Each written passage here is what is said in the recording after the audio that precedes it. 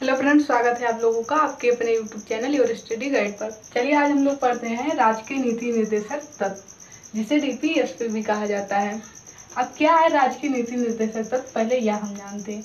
तो इसका मतलब होता है यदि सरकार जनता के लिए कोई कानून बना रही है तो उसे इसमें दिए गए नियमों का पालन करना होता है। इसका वर्णन संविधान में भाग 4 और आर्टिकल 36 से 51 में किया गया है। डीपीएसपी को आयरलैंड से लिया गया है। तो इसका वर्णन संविधान में भाग 4 अनुच्छेद 36 से 51 में किया गया है तथा इसे आयरलैंड से लिया गया है। अब देखिए इसके अंतर्गत क्या है, ये देखते हैं हम लोग। अनुच्छेद 36 इसमें क्या है, इसमें है राज्य की परिभाषा यानी राज्य के नीति निर्देशक तत्व, इसमें क्या है ये है। और अनुच्छेद 37 इसमें बताया गया है कि यह न्यायालय में परिवर्तनीय नहीं है। जैसे हम लोगों ने मौलिक अधिकार को पढ़ा था, यदि मौलिक अधिकार का उल्लंघन होता है तो उसके लिए हम लोग सीधे सुप्रीम कोर्ट या हाई कोर्ट में चुनौती दे सकते हैं और सुप्रीम कोर्ट या हाई कोर्ट 5 जारी करके हमारे मौलिक अधिकार का संरक्षण करते हैं। लेकिन यदि राज्य के नीति निर्देशक तत्व यह लागू नहीं होता है तो हम लोग न्यायालय में चुनौती नहीं दे सकते। तो अनुच्छेद 36 में क्या है, राज्य की परिभाषा, और अनुच्छेद 37 में बताया गया है कि यह न्यायालय में परिवर्तनीय नहीं है। तो इसको ग्रुप में बांट कर याद करें, जल्दी याद होगा।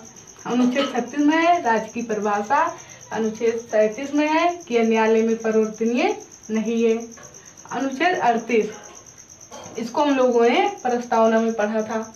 अनुच्छेद 38 है सामाजिक, आर्थिक और राजनीतिक न्याय। इसमें सामाजिक, आर्थिक और राजनीतिक न्याय। 39 में है संसाधनों का उचित वितरण और चाहे स्त्री हो या पुरुष समान कार्य के लिए समान वेतन, इसकी व्यवस्था अनुच्छेद 39 में किया गया है। और 39 का इसमें क्या है, समान अवसर पर न्याय देना, समान अवसर के आधार पर न्याय देना। तो अनुच्छेद 38 है सामाजिक, आर्थिक और राजनीतिक न्याय। अनुच्छेद 39 है संसाधनों का उचित वितरण, समान कार्य पर समान वेतन। और अनुच्छेद 39 का है समान अवसर के आधार पर न्याय देना। अब देखिए इसे अलग याद करें। अनुच्छेद 40 इसमें क्या है, पंचायत। अनुच्छेद 40 में है पंचायत। इसे हम लोगों ने अनुसूची में पढ़ा था, 73वें संविधान संशोधन द्वारा इसे जोड़ा गया था। अब अनुच्छेद 41 है कुछ विशेष दशा पर, जैसे गरीबी है, बेरोजगारी है या बुढ़ापा है, उसके आधार पर काम देना। तो अनुच्छेद 41 में है कुछ दशा में काम देना। अब देखिए अगर आपको कार्य मिलता है तो आप क्या सोचेंगे, कार्य न्याय संगत हो, वह मानवीय दिशा के अनुरूप हो। तो इसका वर्णन अनुच्छेद 42। अनुच्छेद 41 में है कुछ दशा में काम। अनुच्छेद 42 है कार्य न्याय संगत होना चाहिए और मानवीय दशा के अनुरूप होना चाहिए। अब अनुच्छेद 43 इसमें क्या है, निर्वाह मजदूरी। अब आप कार्य कर रहे हैं तो आप सोचेंगे आपको इतनी मजदूरी मिले कि आपका खर्चा चल सके, तो निर्वाह मजदूरी। और इसमें क्या है, कुटीर उद्योग। कुटीर उद्योग का मतलब होता है जैसे घर में चटाई बनाना या टोकरी बुनना, ये सब। तो 41 में है कुछ दशा में काम और अनुच्छेद 42 में है कार्य न्याय संगत होना चाहिए, मानवीय दशा के अनुरूप होना चाहिए। अनुच्छेद 43 में है निर्वाह मजदूरी और कुटीर उद्योग। ये क्वेश्चन पूछा जाता है, कुटीर उद्योग। अब अनुच्छेद 44 ये सिंपल है, 4 देखिए सेम है। तो समान नागरिक संहिता। तो अनुच्छेद 44 समान नागरिक संहिता। अब देखिए अनुच्छेद 45 में क्या है, इसमें है 6 वर्ष से कम आयु वाले बच्चों को शिक्षा की व्यवस्था। अनुच्छेद 35 में है 6 वर्ष से कम आयु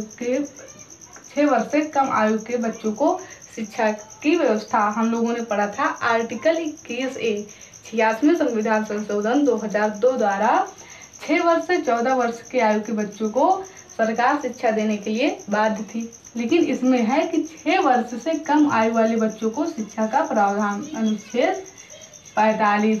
और 46 में है अनुसूचित जाति और जनजाति, इनके शिक्षा और इनके सामाजिक आय, इस सब का वर्णन अनुच्छेद 46 में है। अनुच्छेद 47 में है, इसमें सरकार को यह दायित्व दिया गया है कि जितने भी नशीली चीज़ें हैं, जैसे दारू हुआ या जितने भी है, उन पर रोक लगाना। अब देखिए, कोई ग्रामीण मजदूर है और वह दारू पीना बंद कर देता है, तब वो क्या करेगा?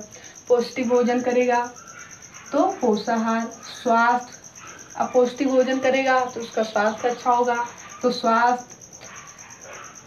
अब देखिए, महानिषेध यानी कि नशीली चीज़ों पर रोक, इसका सरकार को दायित्व दिया गया अनुच्छेद 47 में। पोषाहार और स्वास्थ्य को बढ़ावा देना, अनुच्छेद 48 में क्या है?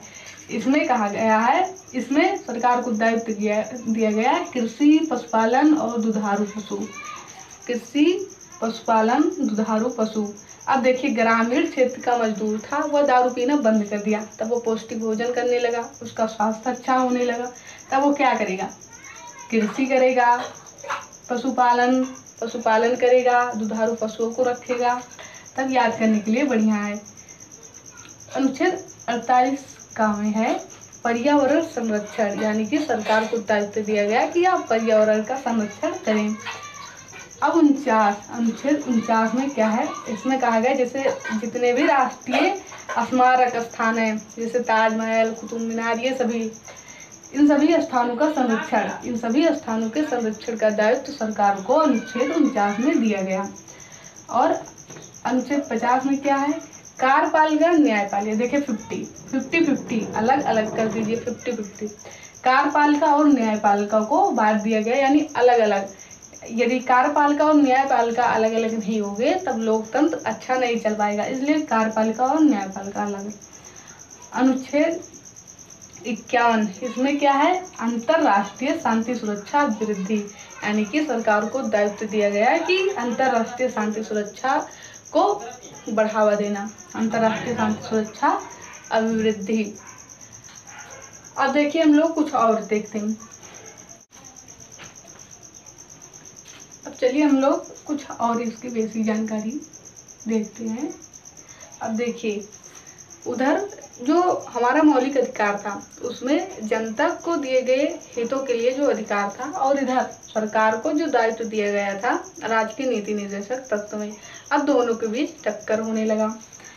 केशवानंद भारतीय केरलवाद 1973, केशवानंद भारतीय केरलवाद 1973 में सुप्रीम कोर्ट ने यह कहा कि मौलिक अधिकार राजकीय नीति निर्देशक तत्व से उच्च है, अतः राजकीय नीति निर्देशक तत्व को दबा देना चाहिए और मौलिक अधिकार को ज्यादा महत्व देना चाहिए।